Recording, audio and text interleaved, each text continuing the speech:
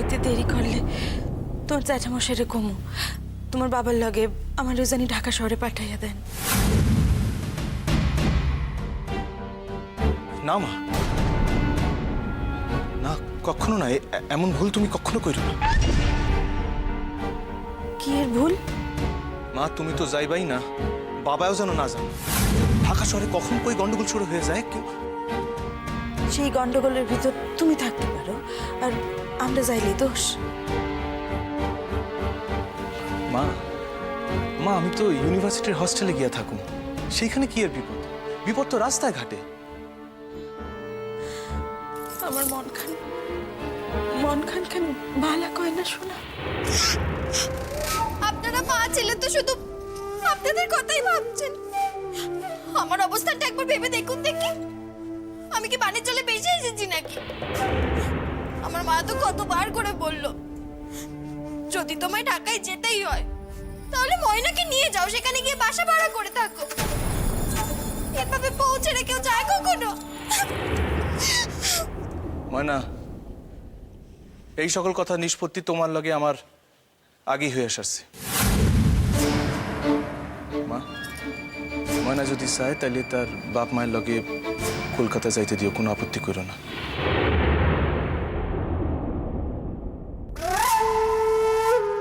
হ্যাঁ, আমি কলকাতায় যাই আর তুমি প্রাণ কুলে ওই নকরের মেয়ের সঙ্গে নতুন করে সম্পর্কটা ফাঁদো আর কি। দেখেছেন মা, আপনার ছেলে কি কথা কানা বলছে?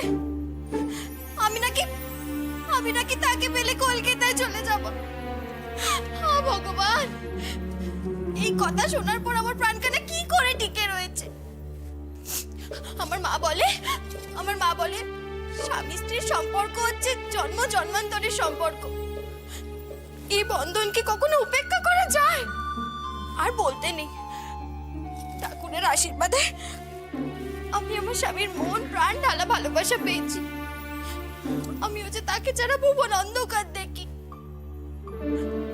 আমি যে স্বামীকে ছেড়ে একটা দিনও থাকতে পারি না গো, আর আপনি বলছেন। ময়না এখন আমি আমার মায়ের লগে কয়েকটা কথা কইতে আসছি, আর এখন আমার একটা অন্য কথা কওনের আছে মায়েরে, যা আমি শুধাই আমার মায়েরে কইতে চাই। তুমি এখন আসো তো। বেশ, বলুন আপনি কথা, আমি যাচ্ছি।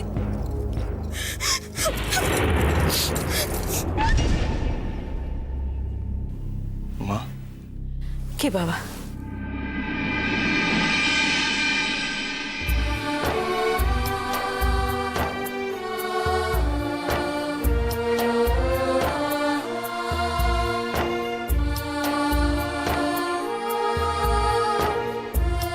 আশীর্বাদ করলেন না মা? মার আশীর্বাদ সকল সময় সন্তানের লগে থাকে বাবা। তোমার আশীর্বাদ করতেছি, তুমি যেন ভালো করে পরীক্ষায় উত্তীর্ণ হও, জয়ী হও। মা। কি বাবা? তোমার পোলারে তুমি যতখানি খারাপ ভাবো ততখানি খারাপ সে নয় মা। আচ্ছা নেকা, হয়তো খুব শীঘ্রই কিরণের শাদী হইব মা। এইবার আসল কথা এসো বাচ্চাদন। আমি তো থাকতে পারুম না মা। এই টাকা খান তুমি লও মা। কি এর টাকা বাপ? দেখেছো কাণ্ড, চুপি চুপি মায়ের পায়ে টাকাগুলো ঢালছে। এই আমার জলপানির টাকা। তা এই টাকা তুমি আমারে কেন দিতেছো? এই টাকা তো তুমি জ্যাঠামশাইরে দিবা। জ্যাঠামশাই তো আমার সব টাকা আমার নামে পোস্ট অফিসে রাখা দেন। আমার ইচ্ছা এই টাকা খান তুমি নিজের হাতে কিরণের সাথে খরচা কইরো মা। কি? এই আমার ইচ্ছা মা। সোনা, হ্যাঁ মা।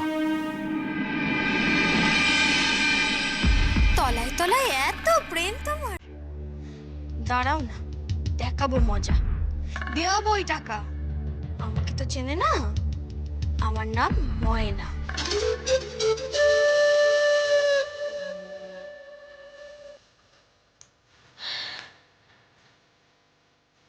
আসি।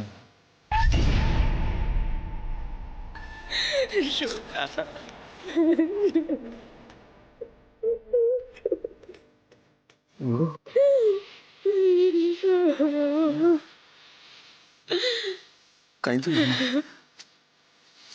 কাইন্দো না মাগো। তুমি যদি যাওয়ার সময় এমন কইরা কান্দো তাহলে আমি চাই কি কইরা কত। চিন্তা কইরো না মা, তোমার পোলা একদিন পরীক্ষায় জয়ী হইয়া ঠিক ফিরে আসবো তোমার কোলে। তোমার আশীর্বাদ যদি আমার মাথার উপর থাকে তাহলে যে আমি কোনো পরীক্ষায় ভয় পাই না মাগো। আসি।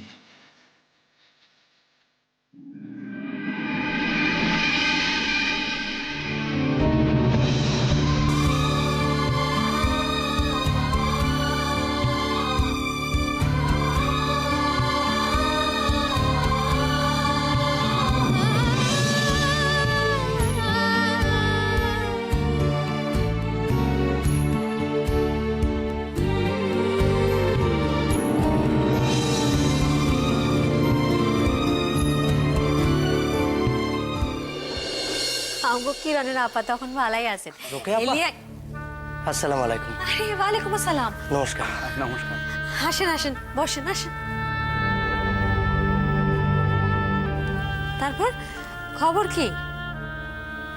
খবর বড় সাংঘাতিক রোকে আপা। স্যারও তো আছেন, তিনি নির্জস সব খবরই জানেন। দেশের বুকখান একবারে তপ্ত কড়াই হইয়া আছে আপা। হ্যাঁ, আমাকে নেতার দাবি লইয়া টাল বাহানা করতেছে, তার দাবি কিছুদিন মানতেছেন না। এই লইয়াই সারা দেশের বুকে আগুন ঘনীভূত হয়েছে। এখন আমাকে একটু সুস্থিতি হওয়া বড় দরকার।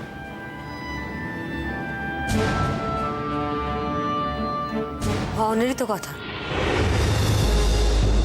গণ অভ্যুত্থানের পর যখন 1970-এর নির্বাচনে ঐতিহাসিক মহান 11 দফার পক্ষে পূর্ব পাকিস্তানের জনগণ রায় দিছেন,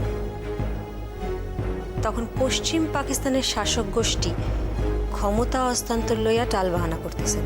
তখন তো সকলেই তাকাইয়ে রয়েছে 1 মার্চের দিকে। 1 মার্চ কি হইব দিদিমণি? 1 মার্চ সরকার জাতীয় সংসদের অধিবেশন ডাকছেন না, ওই দিন অধিবেশনে কি হয় তার উপর নির্ভর করতেছে আমগো আন্দোলনের পরিকল্পনা। আমাগো ইউনিভার্সিটিতে একদল ছাত্র গোপনে সামরিক প্রশিক্ষণ শুরু করছে। শুধু তোমাকে ইউনিভার্সিটিতে না লুৎফর, সারা দেশ জুড়ে এখন গোপন প্রস্তুতি চলতেছে। এই গণজোয়ারে ঠেকানোর উপায় আর কাউর হাতে নাই। এ এখন শুধাই আর ছাত্রছাত্রীদিগের মধ্যে সীমাবদ্ধ নাই। দেশের সকল সম্প্রদায়ের মানুষ এখন এই আন্দোলনে অংশ নিতে তৈয়ার।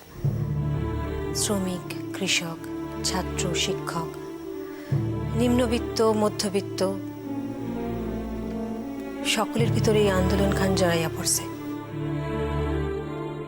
এই পবিত্র লগনে নিজের ভিতরের অগ্নিশলা কাটারে প্রজ্বলিতকরণের সময় আসছে ইরফান ভাই। আমি আমার গায়ের যুবক সম্প্রদায়ের সংগঠিত করতেছি রোকে আপা। স্যারের নিকটে আমার একখান আবেদন ছিল, স্যার যদি আমাকে ভিতরে গিয়া তাদের সামরিক প্রশিক্ষণের একটু ব্যবস্থা করতেন।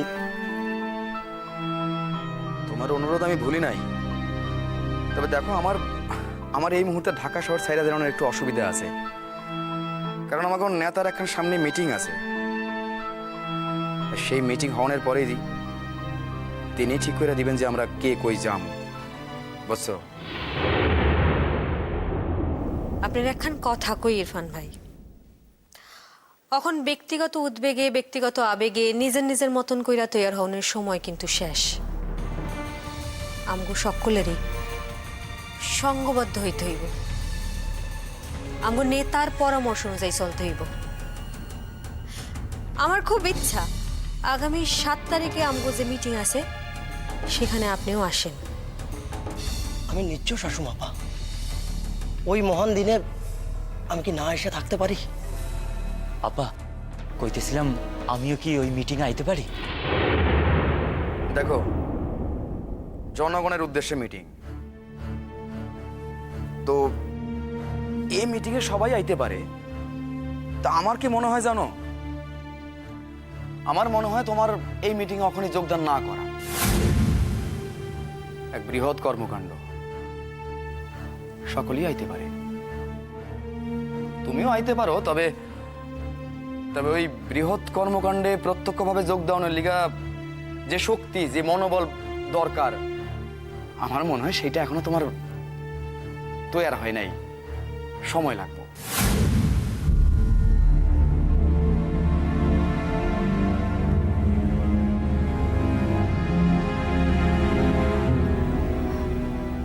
শোনেন লুৎফর ভাই, ইয়াতে লজ্জার কিছু নাই। আমাদের সকলের মানসিক প্রস্তুতি কিন্তু একই সময়ে হয় না। আপনি যখন মানসিকভাবে প্রস্তুত হইবেন আমরা বুঝতে পারবো, আমরাই কমু আপনারে। আমি সেই দিনের অপেক্ষায় থাকুম আপা। দিদিমণি, আমি এই আন্দোলনে প্রত্যক্ষভাবে অংশগ্রহণ করতে চাই।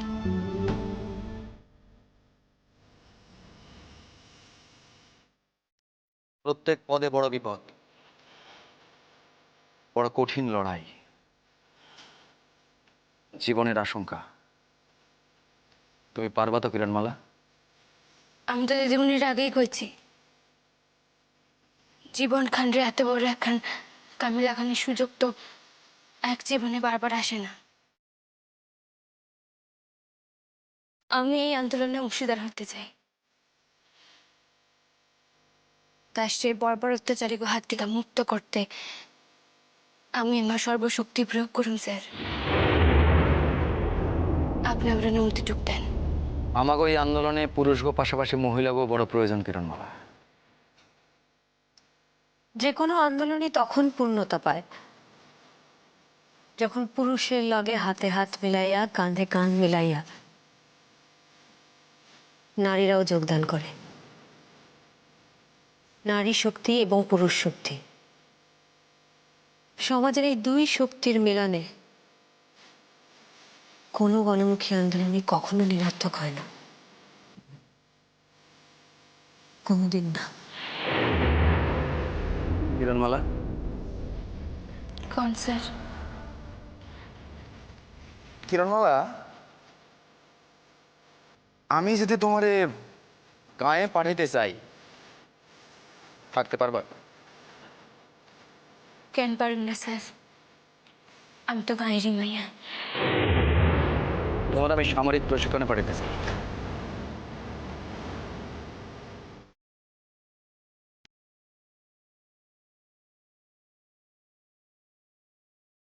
এ আমার পরম সৌভাগ্য স্যার। রোকেয়া দিদিমণি গিয়া থাকবো তোমার লগে মাঝে মাঝে। আর তোমার প্রশিক্ষণ শেষ হইলে তুমি এখন দলের নেতৃত্ব দিবা। পারবা না মা? পারতেই হয়। দায়স হইল মা, মায়ের বাজাইতে সন্তান প্রয়োজন হইলে হাতে বন্দুক তুলে নিব। এ এমন কি স্যার?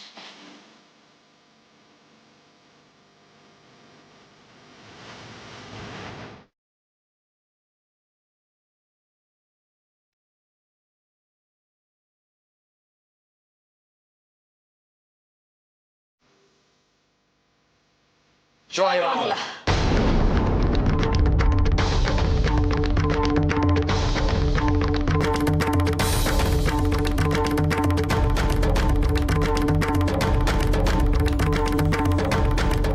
জয় বাংলা।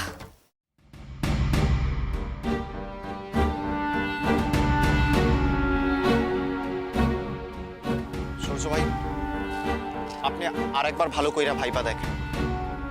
আপনার এই ব্রিলিয়ান্ট ক্যারিয়ার, নিজস্ব মেধা, এক নিশ্চিত জীবন ছাইরা আপনি কিন্তু এক সামরিক প্রশিক্ষণ কেন্দ্রে যোগ দিতে যাইতে চাইতেছেন। সিরাজুল ভাই, আমার দেশ সেখানে অনিশ্চিত, সেখানে দেশের কোনো ব্যক্তি মানুষ এক নিশ্চিত জীবন কেমন করে কাটায় আপনি কন্ত? তাও আপনি একবার ভালো কইরা ভাইবা দেখেন। কি আশ্চর্য, আপনারা আমার এত দুর্বল চিত্ত কেন ভাবতেছেন? এখন বিশ্ববিদ্যালয়ের সকল ছাত্রকে ভিতর এক উন্মাদনা, এক সাংঘাতিক উদ্দীপনা। যেমন কইরাই হোক নিজের প্রাণের বিনিময়ে নিজের দেশে বাঁচাইতেই হইব। সেই উদ্দীপনার আজ আমাল্লা খান বই মুখে কইরা থাকা এক নিশ্চিত জীবন কর্মীরও বদলায় দিছে ভাই। আজ যদি আপনারা আমারে বাদ দেন তাইলে আমি একাই এই মহাসংগ্রামে নিজের জীবন খান সমর্পণ করব। আমরা কিন্তু সেই কথা কই নাই। আপনি সবকিছু ত্যাগকরণের পূর্বে, এক সাংঘাতিক অনিশ্চিত জীবনে যাওয়ানোর পূর্বে শেষবারের লেখান আপনারে একবার ভাইবা দেখতে কইতাছি সৌর্য ভাই। আমার ভাবনা শেষ ভাই। আমাগো হাতে কিন্তু 2টা দিন সময়। জানি, আমি প্রস্তুত। সামরিক প্রশিক্ষণে লিগা এক মেলা দূরের ক্যাম্পে যাইতে হইব। মনে আছে? যাওনের পূর্বে আপনার কোনো বিশেষ ইচ্ছা আছে? আছে। কি সেই ইচ্ছা? আপনি কি আপনার পরিবারের লগে দেখা করে আসতে চান? না। তাহলে কিছু মনে করেন না সূর্য ভাই, আপনার একখান কথা কই। কখনো আমাদের কিছু ব্যক্তিগত থাকুনের কথা নয়। যা কিছু ব্যক্তিগত তা দলগত কইরা তোলাই আমাকে প্রধান সাধনা। জানি। কি সেই ইচ্ছে?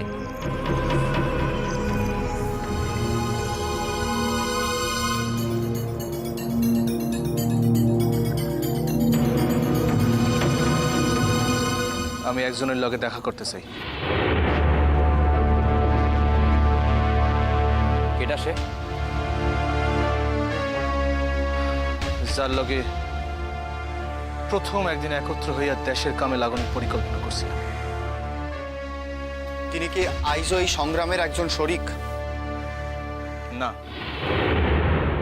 আজ তার জীবন সম্পূর্ণ অন্য খাতে চইলা গেছে। অচিরেই তার শাদী। হয়তো আজ সংসারের হাতছানি তার নিকট অধিক গুরুত্ব পাইছে।